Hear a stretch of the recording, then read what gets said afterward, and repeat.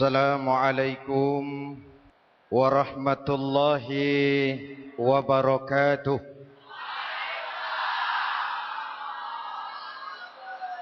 Alhamdulillah wassalatu wassalamu ala sayyidina Rasulillah sayyidina wa maulana Muhammad ibn Abdullah wa ala alihi wa sahbihi wa man tabi'ahu wa walah. La haula wa la quwwata illa billah. Subhanaka la ilma lana illa ma 'allamtana innaka antal alimul hakim. Wa la haula wa la quwwata illa billahil aliyyil azim. Saudara-saudara hadirin yang berbahagia, salah satu nikmat yang diberikan Allah kepada kita di dalam kehidupan ini ialah bahwa Allah Subhanahu wa ta'ala telah menciptakan segala sesuatu serba berpasang-pasangan. Dalam surah Yasin ayat 36 dijelaskan, Subhanallazi khalaqal azwaja kullaha mimma tumbitul ard wa min anfusihim wa mimma la ya'lamun. Maha suci Allah yang telah menciptakan segala sesuatu itu serba berpasang-pasangan. Dari apa yang tumbuh di permukaan bumi, apa yang ada di dalam diri mereka sendiri, dan apa-apa yang mereka tidak mengetahuinya. Demikianlah kita lihat siang berhadapan dengan malam, benar berhadapan dengan salah, dan laki-laki berhadapan dengan perempuan. Setelah Allah menciptakan segala sesuatu itu serba berpasang-pasangan, maka Allah menetapkan aturan permainan yang mengatur seluruh kehidupan makhluk yang serba berpasang-pasangan itu. Kita tentu maklum, apapun saja yang kita lakukan dan kita perbuat tanpa ada aturan akan berakhir dengan kekacauan. Cobalah kita bikin satu sekolah, buka satu sekolah, tidak usah pakai aturan, tentu kacau. Bikin organisasi tanpa memakai aturan, tentu kacau. Demikian daripada kehidupan ini. Kalau tanpa ada aturan, tentu kekacauan yang akan timbul. Allah pencipta manusia. Allah tahu benar kemampuan maksimal manusia. Oleh sebab itu, aturan permainan yang diturunkan Allah tentu sesuai benar untuk manusia. Satu contoh kecil. Pabrik mobil di Jerman bikin mobil namanya Mercy. Seiring dengan itu, dia keluarkan buku petunjuknya. Mobil ini namanya Mercy. Kecepatan maksimal sekian ratus kilometer per jam. Daya angkut maksimal sekian ratus kilogram. Kalau rusak memperbaikinya begini, onderdilnya pun ini. Karena pabriknya yang membuat mobil, lalu pabriknya pula yang mengeluarkan buku petunjuk, sudah tentu buku petunjuk itu sesuai benar dengan mobilnya. Dan tidak bisa kita punya mobil Mercy rusak, lalu kita perbaiki dengan menggunakan buku petunjuk yang dikeluarkan oleh pabrik mobil Toyota misalnya. Jelas mobil bukan tambah baik, malah makin hancur tidak karu-karuan. Kalau manusia menginginkan satu hidup yang baik, tidak ada pilihan lain. Dia harus memakai aturan yang diturunkan oleh yang bikin manusia. Dan aturan itu telah turun dalam bentuk agama Islam yang kita cintai ini. Manusia laki-laki dihiasi dengan perasaan senang cinta kepada perempuan. Itu biasa, normal, wajar. Tapi lalu Allah menurunkan aturan permainan. Yang kalau peraturan ini dilanggar akan membawa kerugian bagi manusia sendiri. Bahwa laki-laki senang sama perempuan itu normal. Agama membuat aturan, silahkan senang, tetapi lewat satu pintu yang disebut nikah. Kalau peraturan ini diabaikan, yang rugi tentu manusia sendiri.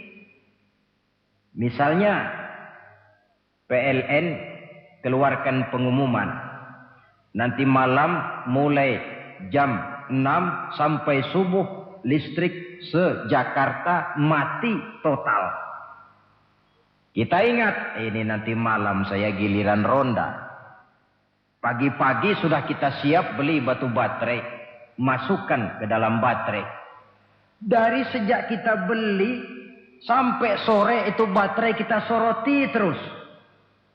Tentu setelah sore soak batu baterai itu. Datang malam berangkat kita ronda. Kalau disoroti lagi kan baterainya sudah enggak terang lagi. Sudah soak. Sebab apa? Belum waktunya sudah disoroti terus. Sekarang kalau ada orang belum masuk pintu pernikahan, nafsu seksualnya diobral terus. Itu kan sama juga belum datang malam baterainya sudah disoroti terus. Nanti masuk pernikahan soak. Berhadapan dengan istrinya barangkali sudah nggak bisa apa-apa, cuma nyengir saja. Yang rugi manusia sendiri. Itulah sebabnya Allah lalu mengatur bahwa laki senang sama perempuan lewat satu pintu yang disebut dengan nikah. Maka pada pertemuan kali ini kita akan bicara tentang nikah dalam Islam. Saya bagi kepada 3 masalah pokok saja. Pertama, pengertian dan kedudukan nikah menurut Islam. Yang kedua, motivasi pernikahan. Karena apa orang itu seharusnya melakukan nikah. Dan yang ketiga, membina rumah tangga bahagia menurut contoh Rasulullah sallallahu alaihi wasallam. Hadirin yang saya hormati, kita mulai dengan yang pertama, pengertian nikah. Dalam kehidupan sehari-hari ada 2 kata yang sering kita gunakan, kawin dan nikah. Kalimat kawin kelihatannya dipergunakan oleh semua makhluk hidup. Lain dengan nikah, ini hanya digunakan khusus untuk manusia muslim. Makanya kita sering dengar orang bilang, kucing kawin, ayam kawin, kambing kawin. Dan belum pernah kita dengar ada ayam nikah atau kucing nikah. Sebab apa? Nikah ini cuma dipakai oleh makhluk bernama manusia yang muslim. Apa pengertian nikah? Seorang tokoh, Abi Yahya Zakaria Al-Ansari, di dalam kitab Fathul Wahhabnya menjelaskan, an-nikahu aqdun yatadammanu ibahatal wat'i bilafzi inkahin au nahwihi. Nikah adalah akad, yaitu ijab dan qabul. Yang akad ini menjamin dibolehkannya pergaulan bebas antara laki-laki dan perempuan. Jadi kalau sementara anak muda kita beranggapan bagaimana Islam ini kolot, masa laki-laki tidak boleh bergaul dengan perempuan, itu anggapan salah. Islam bukan saja tidak melarang, malah menganjurkan laki-laki bergaul dengan perempuan sebebas-bebasnya. Sepanjang pergaulan itu bisa dipertanggungjawabkan baik menurut hukum negara, lebih-lebih menurut hukum agama. Coba orang kalau sudah akad, sudah ijab qabul, ada saksi, ada wali, selesai itu dia masuk ke dalam kamar berdua, bergaul di situ sebebas-bebasnya, itu saya kira 100% halal. Tidak perlu lagi orang curiga, tidak perlu lagi sembunyi-sembunyi. Kenapa? Ini bentuk pergaulan yang bisa dipertanggungjawabkan. Kalau tidak, dengan dalih new morality, kebudayaan modern, lalu melakukan yang disebut free love, free sex, samen liven, hidup bersama tanpa nikah alias kumpul kebo. Dan saya kira itu kebo cuma mewakili saja. Artinya begitulah kalau binatang itu kumpul. Sebab kumpul kucing pun saya kira begitu. Kumpul ayam pun begitu. Kebo cuma mewakili binatang. dalam kalimat itu. Tengoklah berapa banyak sudah bayi-bayi yang lahir ke dunia ini tanpa tahu kemana dia harus memanggil bapak. Berapa banyak gadis-gadis bergelimpangan jadi korban dari orang-orang yang tidak bertanggung jawab. Itu semua merupakan ironi. Maka menjauhkan manusia dari aturan agama pada hakikatnya sama dengan usaha membinatangkan manusia. Bahkan kalau manusia sudah jauh dari aturan agama, sanggup berbuat lebih buas daripada binatang. Kita tahu yang namanya bajing itu makanannya cuma kelapa. Tapi bajingan itu bukan cuma kelapa, kabel telepon doyan kok bajingan itu. Jauh lebih buas daripada yang namanya binatang. Maka agama ini mengatur agar manusia sebagai makhluk yang mulia hidup secara mulia. Jangan manusia kita ini, binatang saja. Kalau saudara ada yang punya kucing di rumah,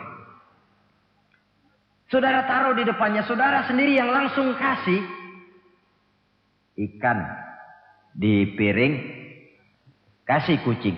Aduh, dia akan makan dengan tenang, nikmat, lahap, tidak nengok kiri, tengok kanan. Kenapa? Dia yakin betul yang dia makan itu sudah resmi, sah. Sebab apa? Tuan rumah yang kasih. Tapi kalau si kucing ngambil sendiri di dapur, mencuri dia, setelah dapat dia bawa lari, makan pun tidak tenang. Kenapa? Mesti nengok kiri, nengok kanan. Rupanya instingnya pun bekerja. Ini bukan hak saya mencuri. Saudara-saudara, tengok orang yang sudah terlibat dalam pergaulan suami istri yang sah. Itu kan gak perlu tengok kanan, tengok kiri. Nggak perlu takut-takut. Kenapa? Sudah sah. Tapi kalau yang bukan istrinya, wah itu sudah seperti kucing nyolong ikan, tengok kiri, tengok kanan, tidak pernah mengalami ketenangan. Itu selintas pengertian nikah. Lalu bagaimana kedudukan nikah menurut Islam? Ternyata nikah dalam pandangan Islam tidak cuma sekedar untuk memenuhi kebutuhan biologis manusia. Tidak cuma sekedar untuk memperkembangbiakkan keturunan. Tidak cuma sekedar untuk mendapat ketenangan hidup. Lebih tinggi daripada sekedar itu, nikah dalam pandangan Islam ibadah. Jadi kalau kita ditanya, Pak, ibadah apa yang paling enak dalam Islam? Jawabannya jelas, nikah. Begitu enaknya ibadah yang namanya nikah ini, sampai yang sudah pernah pun pengen ulangan. Namanya ibadah. Tetapi tentu ada konsekuensi.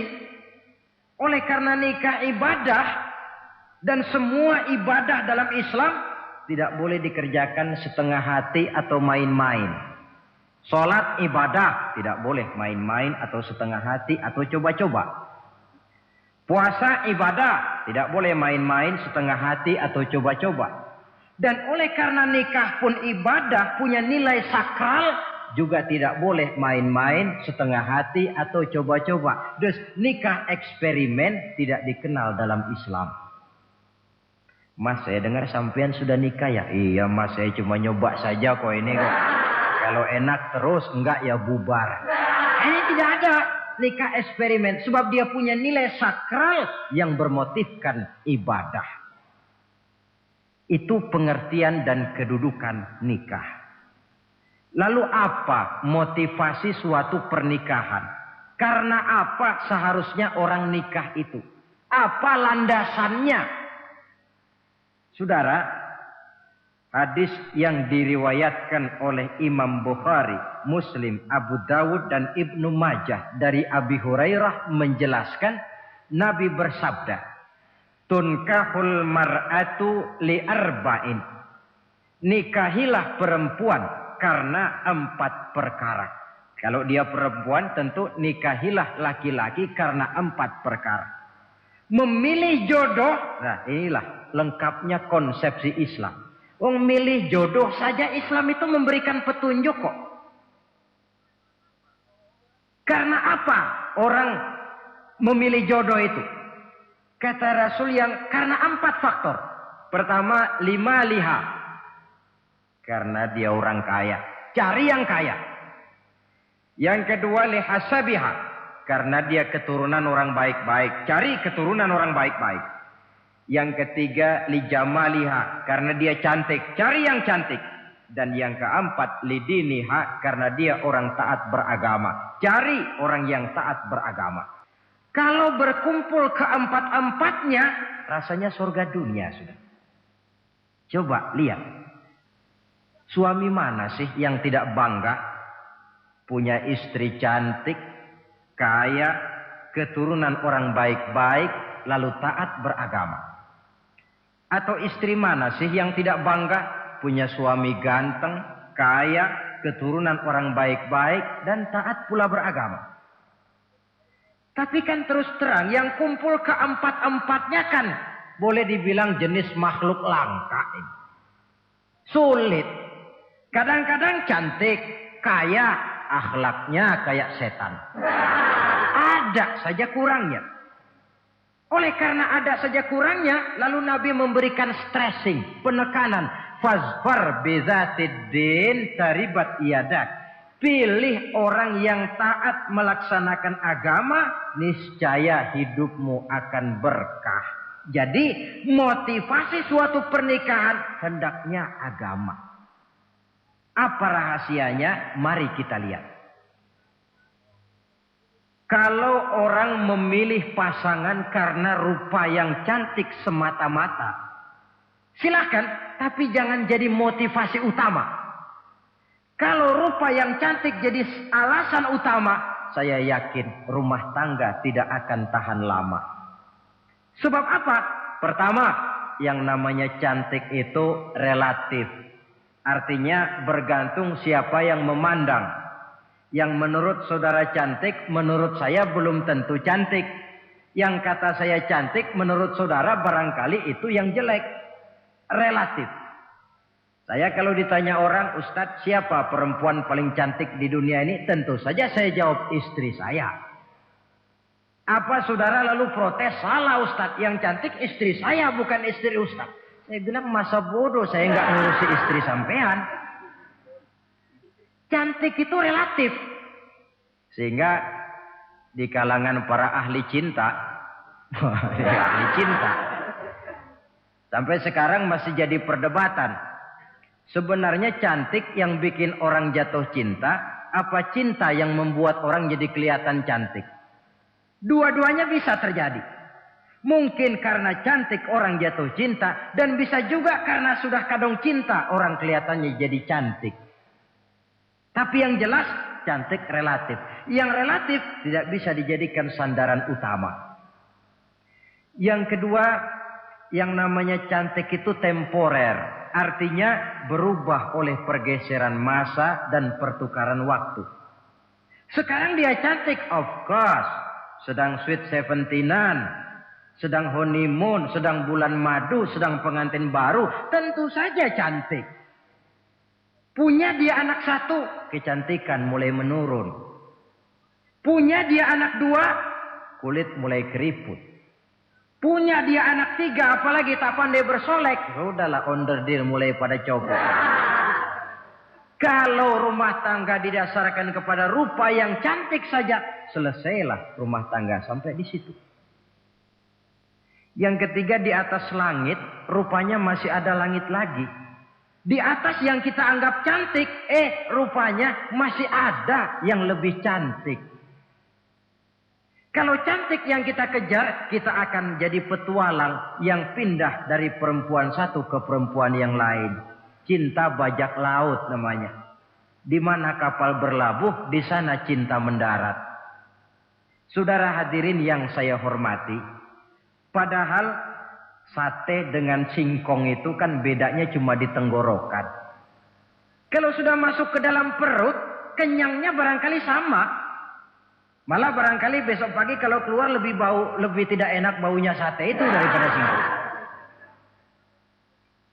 Makanya orang kalau sudah nikah oleh Nabi dipesan, apabila kamu di jalan melihat perempuan yang membuat kamu kagum, cepat-cepatlah pulang ke rumah. Sebab apa?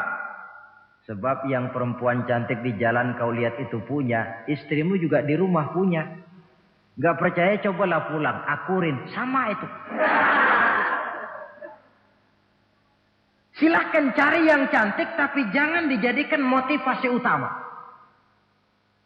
Yang kedua, kalau perkawinan pernikahan cuma karena harta, silahkan cari yang kaya. Tapi kan harta itu kata Imamul Ghazali, al-mal zillun zail. Harta bagaikan bayangan. Sore di sebelah barat, tengah hari di tengah, sore pindah ke sebelah timur. Hari ini dia kaya, besok dia bangkrut. Roda itu berputar. Kalau harta dijadikan pilihan utama, boleh jadi dalam hidup berumah tangga ada pepatah, ada uang abang disayang, tidak ada uang abang melayang. Artinya pun rumah tangga tidak akan tahan lama. Yang ketiga, kalau karena keturunan, persilahkan cari keturunan yang baik-baik. Namun toh pada akhirnya orang diajarkan bahwa kita ini mau besar atau tidak, bukan dengan jalan menyempeng kepada kebesaran orang lain, tetapi ditentukan oleh kepribadian kita sendiri. Sekarang kalau karena agama, Nabi berikan penekanan fazfar bizatid din taribat yadak. Pilih orang yang taat beragama, niscaya hidupmu akan beruntung. Apa rahasianya?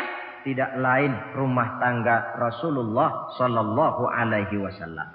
Yang ini artinya kita sudah masuk kepada bagian ketiga, bagaimana membina rumah tangga bahagia menurut contoh baginda Nabi.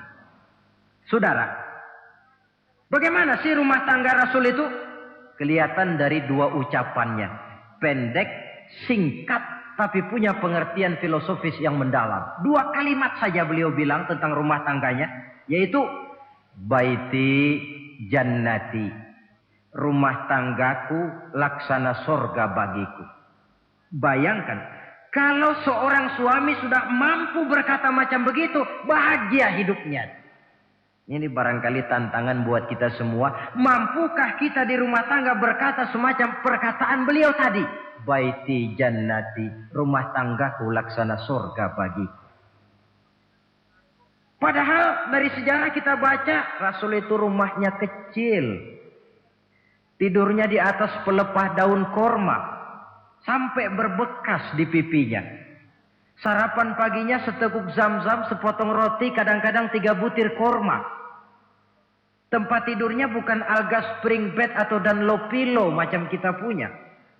Di rumahnya tidak ada mebel spaghetti model yang lagi ngetop-ngetopnya. Entoh di tengah rumah macam itu, beliau sanggup berkata, baiti jannati. Kenapa kita yang hidup di zaman di mana fasilitas mestinya lebih menunjang, kok malah banyak yang berkata sebaliknya? Baiti nari, rumah tanggaku laksana neraka bagiku.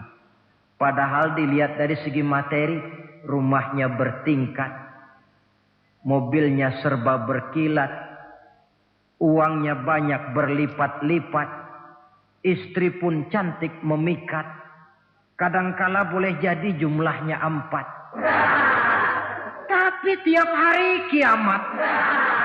Kenapa ini? Marilah kita lihat. Ternyata rumah tangga Rasul itu motivasinya tidak lain agama. Agama menuntun suami dan istri masing-masing untuk tahu kewajiban dan tahu haknya. Kalau kewajiban sudah dilaksanakan, lalu hak diberikan, akan timbul pengertian, understanding. Kalau sudah ada saling pengertian, akan timbul ketenangan, feeling of security. Dan ketenangan tangga utama untuk mencapai yang disebut bahagia.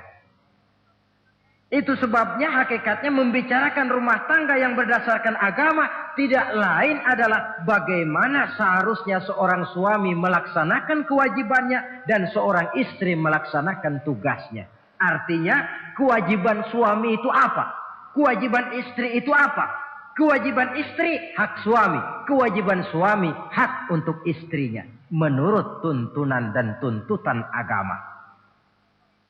Saudara hadirin, menurut hadis riwayat Abu Dawud dari Muawiyah bin Haidah.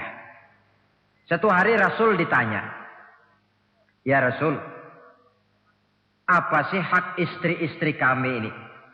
Artinya kewajiban kami sebagai suami ini apa?" Rasul menjawab, pertama, "Antat'amaha iza ta'imta." Kau beri istrimu makan sebagaimana engkau makan. Kewajiban seorang suami yang pertama. Kewajiban yang menyangkut masalah pangan. Di sini rumah tangga berfungsi sebagai pengatur ekonomi. Seorang suami yang adil, makanan yang dia makan sama dengan makanan yang dimakan oleh istrinya. Adalah zalim seorang suami. Kalau punya duit dia mampir di restoran, dia makan yang enak-enak, opor ayam, rendang telur, gulai, kare dan sebagainya. Istrinya di rumah cuma toge sama kangkung tiap hari. Istri berhak nuntut karena itu hak dia. Nah, saudara hadirin, tetapi seorang istri pun kalau sudah diberikan nafkah oleh suaminya untuk mengatur makanan, dia harus pandai mengaturnya dengan sebaik-baiknya. Menu yang teratur, gizi yang lengkap, dan saya kira yang namanya 4 sehat 5 sempurna itu kan tidak berarti bahwa hidup ini harus serba mewah, tidak. Yang penting ada variasi sehingga tidak merangsang suami untuk makan di luar. Jangan misalnya tahu suaminya senang jengkol lalu tiap hari saja jengkol. Itu kan bisa kejengkolan suami. Dengan demikian, masalah yang kelihatannya sepele tetapi yang sebenarnya bisa menjaga keharmonisan atau malah keretakan rumah tangga harus kita perhatikan dengan sebaik-baiknya. Suami memberikan nafkah. Dari jumlah itu 60% lari ke kredit, 40% lari ke dapur. Tentu pada akhirnya sang suami akan merasa curiga. Padahal barangkali istrinya pun berniat baik. Cuma hanya tidak ada keterbukaan di dalam mengurus masalah-masalah yang berhubungan dengan dapur. Inilah kewajiban yang pertama dari seorang suami. Kewajiban yang menyangkut masalah pangan.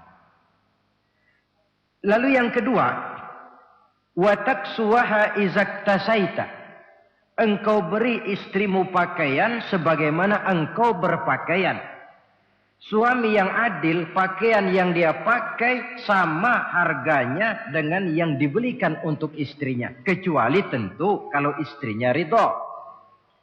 Zalim seorang suami, jikalau untuk dia misalnya dia beli pakaian yang mahal-mahal, jasnya dia pakai Switzerland wool, sarungnya Samarinda. Kalau dia pakai sepatu, belilah sepatunya. Sementara istrinya cuma pakai kain belacu saja. Kenapa mesti begitu? Sebab, saudara hadirin, istri kita sebenarnya adalah bagian daripada hidup kita. Baik dia dilihat orang, baik juga kita disebut orang. Jelek dia dipandang orang, tentu jelek juga nama kita disebut orang. Apalagi hidup bermasyarakat, kadang-kadang mulut usil itu kan sudah banyak macam ragamnya. Itu siapa sih perempuan yang jalan? Kenapa? Itu pakaian yang tidak dipakai sih tidak mahal, cuma pakaiannya serasi, pantas, enak dilihat. Oh, terang saja dia kan istrinya si Meun. Nah, Meun yang sedang tidur barangkali tidak tahu apa-apa mendapat sebutan baik. Cobalah kalau istri kita semaunya saja, orang akan bilang, ah itu perempuan, kenapa? Saya gerah ngelihatnya. Mau ke pasar cuma pakai kutang saja. Tentu suami pun akan mendapat sebutan yang tidak baik.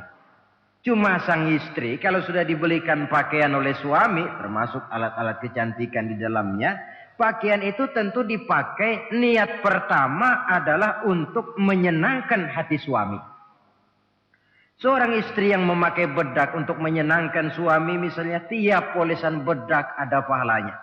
Dia pakai lipstik untuk menyenangkan hati suaminya, tiap goresan lipstik ada pahalanya, bernilai ibadah. Ini kewajiban yang kedua. Yang ketiga, wala tadribil wajha. Kalau marah, jangan memukul muka. Maksudnya apa ini? Kewajiban memberikan perlindungan. Sehingga si istri merasa ada tempat dia mengadu. Ada tempat dia melarikan persoalan. Ada tempat dia bergantung. Kalau marah jangan memukul muka. Dan memukul itu pun upaya terakhir. Kalau tidak bisa dengan kata yang lemah lembut, agak sedikit keras katanya. Kalau dengan kata yang keras tidak juga bisa pisah tempat tidur. Kalau memang tidak bisa juga dengan pukulan yang tujuannya bukan untuk menyakiti, tetapi untuk mendidik. Allah tadribal wajha. Kalau marah jangan memukul muka. Dan memukul pun bukan jalan pertama, tapi upaya terakhir dengan tujuan bukan untuk menyakiti, tapi untuk mendidik sang istri. Kewajiban untuk memberikan perlindungan. Yang keempat, wala tuqabbih. Jangan memburuk-burukan istrinya. Kewajiban menjaga nama baik. Sebab apa? Dalam satu bahasa yang indah, Al-Quran menjelaskan bahwa suami istri itu laksana pakaian.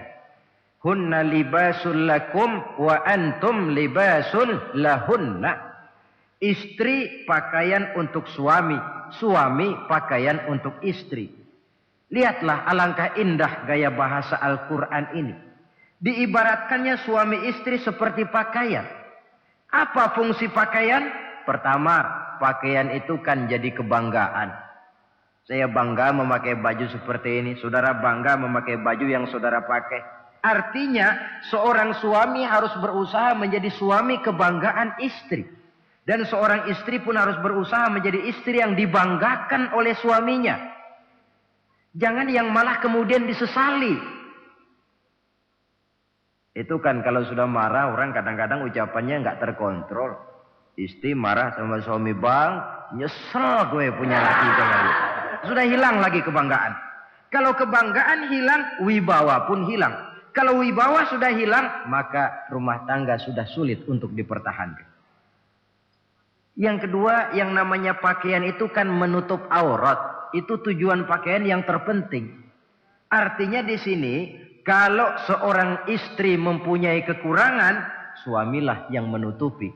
Kalau seorang suami mempunyai kekurangan, istri juga harus berusaha menutupi. Jangan kekurangan suami diceritakan di pasar umum. Atau kekurangan istri dibuka di mana-mana. Itu namanya suami istri tidak berfungsi sebagai pakaian, malah justru saling membuka aurat masing-masing. Iyalah kadang-kadang penyakit ini. Kadang-kadang yang namanya perempuan dari rumah itu berangkat ngaji katanya. Sampai di pengajian apa? Suaminya diakur-akurin. Bayu bagaimana suami? Wah, suami saya payah. Dipayahkannya suaminya di mana-mana. Atau aib dan kekurangan istri diceritakan di mana-mana. Orang bertanya, gimana mas istrinya? Oh, gak maju. Loh, kenapa istrimu kan cantik? Iya, soal cantik sih iya, tapi tidurnya kok ngiler ini. Nah, ini kan nggak perlu yang macam begini ini. Tidak bisa menjaga apa yang disebut security informasi. Fungsi pakaian sebagai suami istri tidak berjalan di dalamnya. Saling menjaga kehormatan diri. Ini yang keempat. Yang kelima, wala tahjur illa fil bait. Jangan berpisah dari istri kecuali di rumah. Maksudnya begini. Kalau satu hari seorang istri suami marah kepada istrinya, tidak usah istri itu disuruh pulang ke rumah orang tuanya, ke rumah mertua, lalu diusir. Tidak. Cukup pisah tempat tidur saja. Ini maknanya wala tahjur illa fil baiti. Umpamanya, dek malam ini saya sedang tidak enak pikiran, kau tidur di kamar belakang lah, saya kamar depan. Cukup pisah tempat tidur saja, tidak perlu istri dipulangkan ke rumah orang tuanya. Nanti umpamanya tengah malam turun hujan, udara dingin, pikiran berubah, berasa perlu, kan tinggal manggil. Tidak jauh secara psikologis ajaran semacam ini bisa kita terima. Saudara hadirin yang saya hormati, ini pada prinsipnya kewajiban seorang suami. Kewajiban yang menyangkut masalah pangan, sandang, perlindungan, memelihara kehormatan, dan menjaga ketenangan di rumah tangga dengan menyelesaikan persoalan rumah tangga itu secara intern. Jangan belum apa-apa sudah mertua diundang, orang tua dibon. Persoalan belum tentu selesai, tapi masalah sudah meluas. Cobalah kita selesaikan intern dulu. Kalau kemudian ternyata dianggap perlu mengundang orang tua, mertua, keluarga, baru kita upayakan ke arah itu. Ini kewajiban suami dan ini merupakan hak istri. Lalu bagaimana kewajiban istri sekarang ini? Istri kewajibannya merupakan hak untuk suami. Saudara, dari hadis yang diriwayatkan Imam Ibnu Majah dari Ali bin Yazid dari Abi Umamah, Nabi bersabda, "Mastafadal mu'minu ba'da taqwallahi azza wa jalla khairan lahu min zaujatin salihah." Bagi seorang mukmin, sesudah dia mempunyai sifat takwa kepada Allah, tidak ada yang lebih membawa manfaat selain daripada istri yang solehah.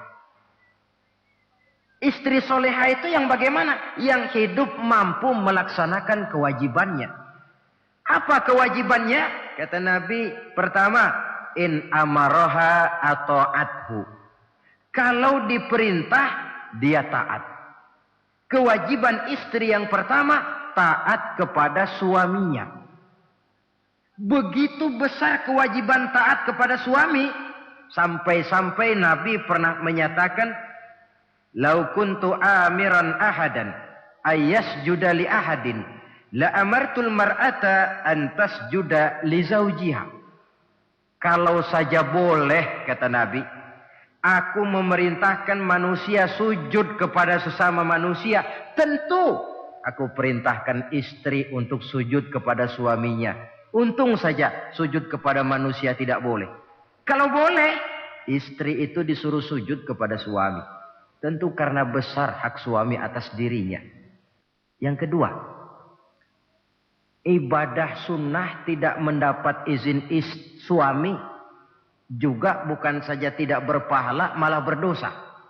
Umpamanya, pengantin baru, si istri kebetulan santri, malam minggu pesta, besoknya hari Senin. Si istri sudah kadang biasa hidup sebagai santri, hari Senin puasa sunnah. Dia bilang sama suaminya, "Bang, besok saya mau puasa sunnah nih, hari Senin." Kata suaminya, "Kalau kau puasa juga kau kejam. Lalu kau puasa, aku disuruh ngapain?"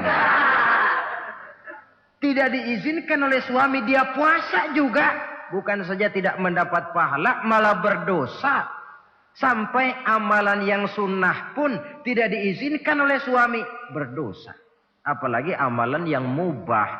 Apalagi amalan yang tidak ada dasar hukumnya, perintahnya.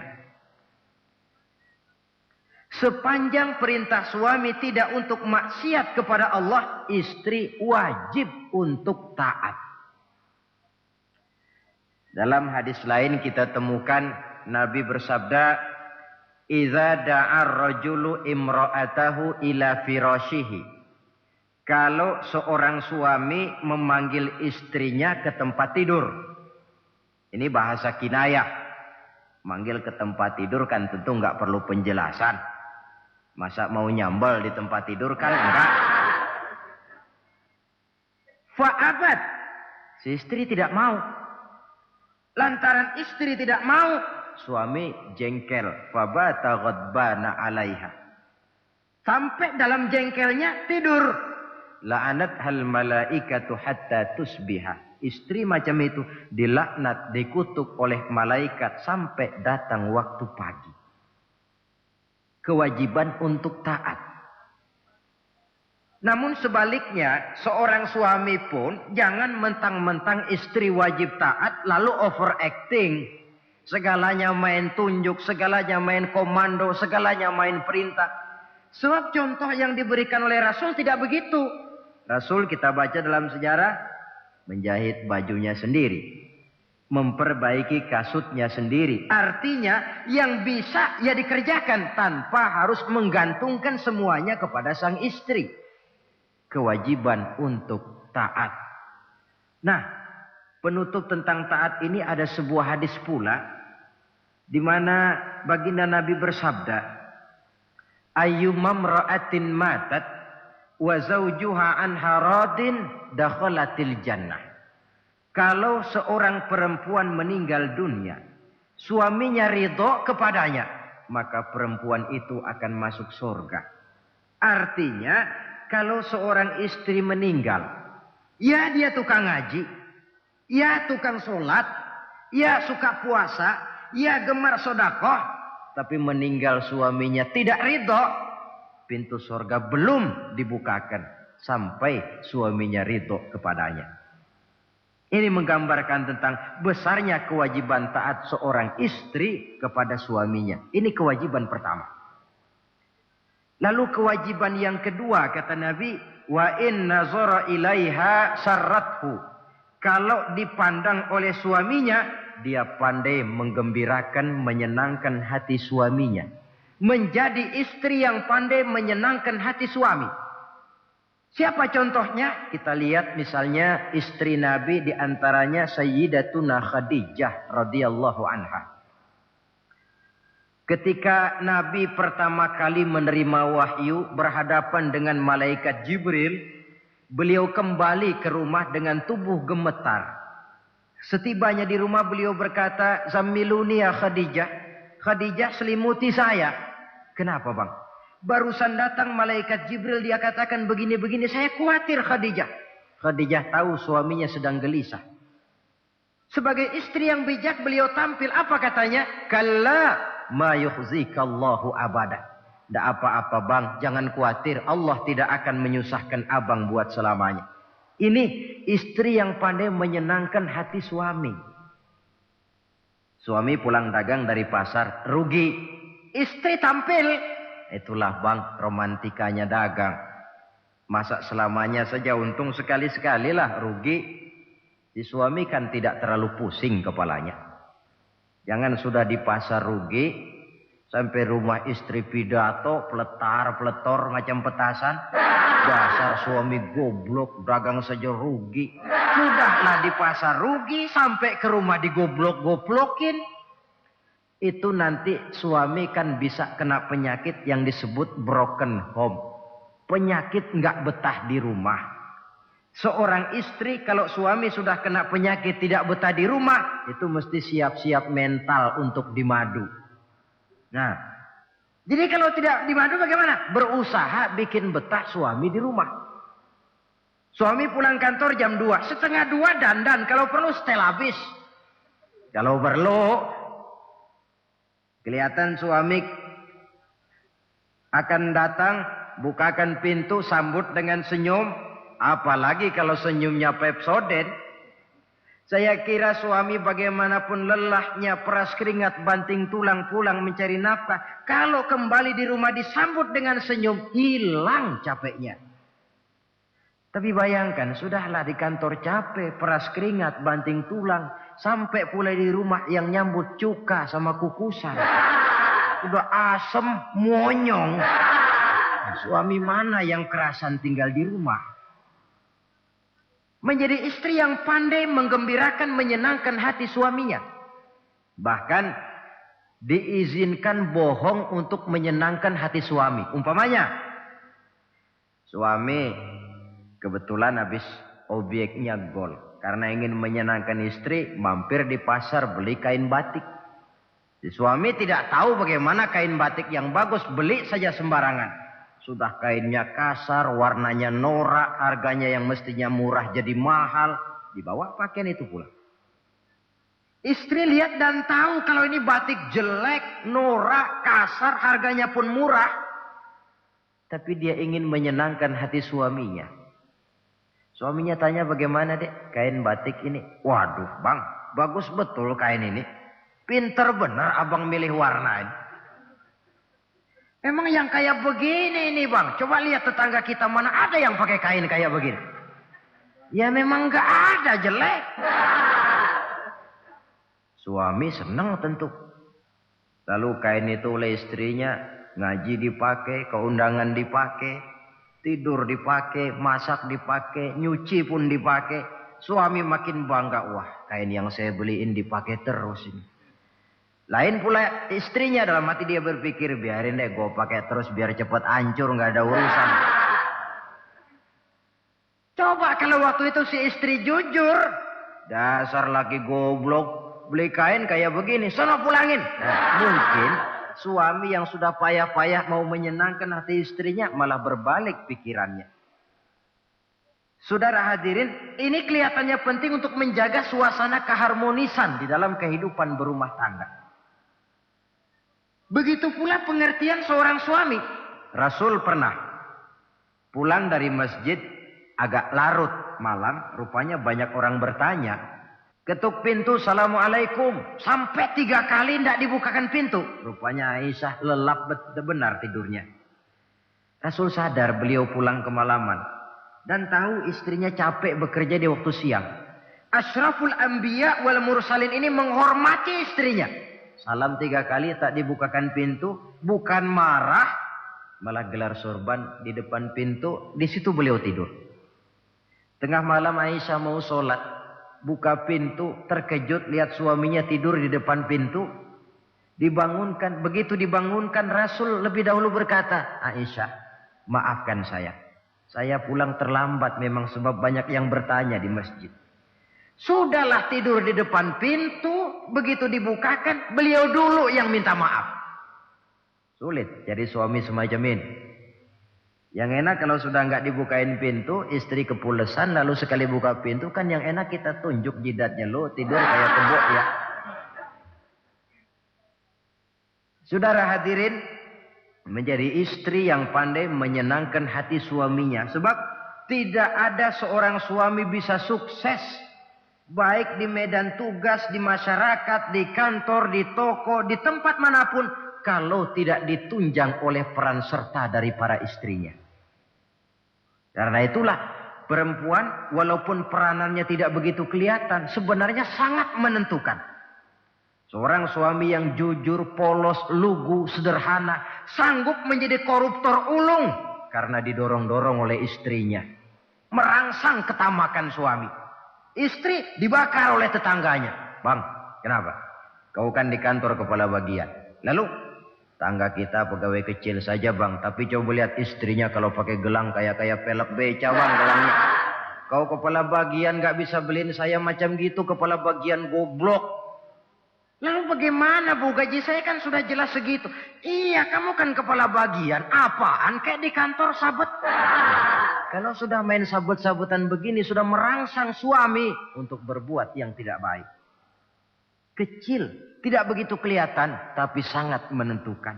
Istri yang soleh, yang bisa melaksanakan kewajibannya, yaitu pandai menyenangkan hati suaminya. Ini kewajiban istri yang kedua. Yang ketiga, wa in aqsama alaihi abarrathu. Kalau suami memberikan sesuatu, dia pandai berbakti. Menjadi istri yang pandai bersyukur kepada suami. Kita ingat ketika pulang Mi'raj kan Rasul bercerita. Saya dalam perjalanan itu diperlihatkan neraka, kata Rasul. Saya lihat kok isinya kok lebih banyak perempuan daripada laki-laki. Nah, sahabat heran. Ya Rasul, lebih banyak perempuan? Iya. Apa mereka tidak sholat? Sholat. Apa mereka tidak pernah hadir di majelis taklim? Oh, rajinan dia sama suaminya. Ada apa? Tidak pernah baca Quran? Rajin. Lalu kenapa kok isinya kebagian besar perempuan? Rasul menjawab, hunna yakfurnal ashir. Mereka umumnya tidak pandai bersyukur kepada suaminya. Hujan panas setahun dibalas dengan hujan sehari. Kalau suaminya sedikit salah, sudah kehilangan pertimbangan, tertutup seluruh kebaikannya. Yang kelihatan cuma salahnya saja. Maka sebaiknya di dalam hidup berumah tangga, baik suami maupun istri itu masing-masing sedia timbangan. Kalau satu saat suami salah, istri ambil timbangan. Timbang, suami saya salahnya ini, jasanya ini. Bertahun-tahun dia hidup mencari nafkah buat saya, membelikan pakaian untuk saya, mencarikan makan untuk saya. Salahnya ini. Timbang, mana lebih banyak salahnya atau benarnya? Dengan demikian kita akan bisa menghasilkan keputusan objektif. Giliran istri yang salah, suami yang ambil timbangan, ukur mana lebih banyak, baiknya atau salahnya. Kalau tiap kita masing-masing punya timbangan, insya Allah nilai-nilai objektif dari suatu pertimbangan akan bisa kita temukan dalam mengambil keputusan. Istri yang pandai berbakti membalas budi daripada suaminya. Kewajiban yang keempat dari seorang istri, wa in ghaba anhu nasahathu fi nafsiha wa malihi. Kalau suami tidak ada di rumah, dia pandai menjaga kehormatan dirinya dan pandai menjaga harta suaminya.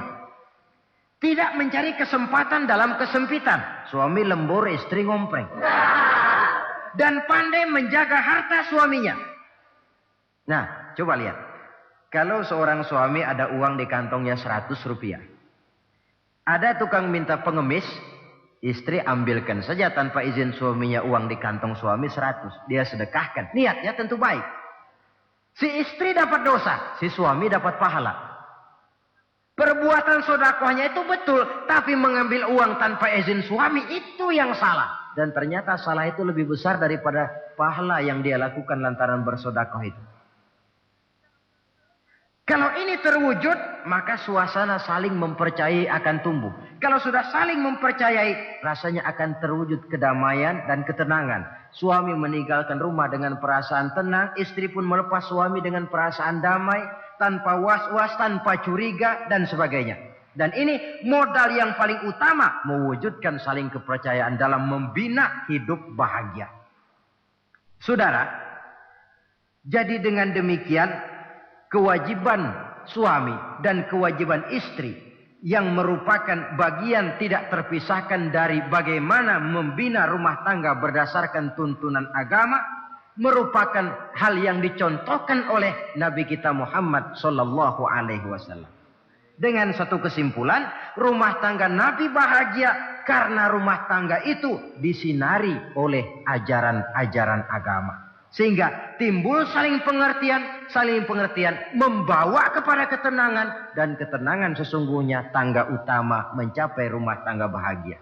Tanpa materi orang memang sulit untuk bahagia. Tapi materi semata-mata bukan merupakan jaminan bahwa orang akan hidup bahagia. Banyak isak tangis berbunyi di rumah-rumah mewah, dan banyak sendak gurau, tawa dan canda, tawa lerai di rumah-rumah sederhana.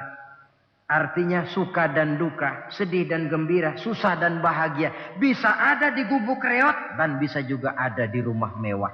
Ternyata bukan harta semata-mata yang menopang dan menjamin hidup itu akan bahagia. Tapi satu rumah tangga yang dipancari oleh sinar agama, di bawah naungan ridho dari Allah Subhanahu wa ta'ala. Si istri taat melaksanakan ajaran agama, suami taat, lalu anak-anak pun hidup dalam suasana yang religius. Dari sana tumbuh pancaran sinar keagamaan. Irama agama mengalun dalam kehidupan rumah tangga kita. Berfungsilah dengan demikian rumah tangga sebagai tempat di mana kita mengamalkan ajaran agama kita. Alangkah nikmat satu rumah tangga. Istri ahli ibadah, suami pun ahli ibadah, anak-anak pun terbiasa oleh lingkungan untuk hidup melaksanakan suatu ibadah. Dan keberhasilan di rumah tangga awal untuk menuju keberhasilan di masyarakat, di tempat tugas, dan di tempat-tempat lainnya. Sebaliknya, kehancuran rumah tangga akan selalu menjadi awal kehancuran karir di masyarakat, di tempat kerja, dan di tempat-tempat lainnya. Oleh karena itu, berangkat dari hal semacam inilah, maka kita berkeyakinan rumah tangga yang bahagia ialah rumah tangga yang didasarkan kepada ajaran agama. Sehingga tercapailah kebahagiaan hidup di dunia yang langsung menopang kepada kebahagiaan hidup di akhirat nanti. Nah, inilah pembicaraan kita pada pertemuan kali ini. Dengan harapan, mudah-mudahan dari setiap rumah tangga muslim memancar sinar-sinar agama. Menjadi kubu-kubu pertahanan di mana kita menegakkan ajaran agama. Dan pada akhirnya nanti akan tercipta masyarakat yang agamis. Terwujudlah ketenangan, kedamaian, dan ketentraman. Mudah-mudahan ada manfaatnya. Lebih kurang mohon maaf. Wabillahi taufiq wal hidayah. Wassalamualaikum warahmatullahi wabarakatuh.